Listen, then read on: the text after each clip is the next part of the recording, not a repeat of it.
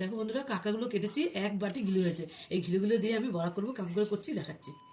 এই দেখো, এখানে পেঁয়াজ কেটে নিয়েছি, কাঁচা লঙ্কা কেটে নিয়েছি, লবণ, হলুদ, তোমার বেসন, একটু ময়দা আর তোমার কালো জিরে, আর এই যে কাঁকড়ার ঘিলুটা রেখেছি, এই যে একসঙ্গে সব মাখিয়ে মিশছে।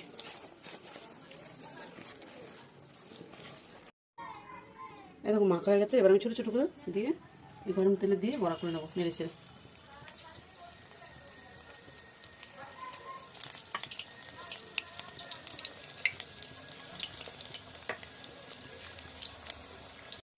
উফ, দেখো বন্ধুরা, একদম লাল লাল করে ভাজা হয়ে গেছে।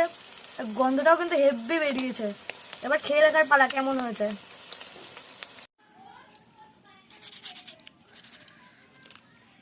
দেখো বন্ধুরা, কি সুন্দর হয়েছে। কাঁকড়া গেলে তো তাই একটু নরম হবেই, বেশি মচমচে হয়নি, নরম, কিন্তু খেতে খুব ভালো লাগবে।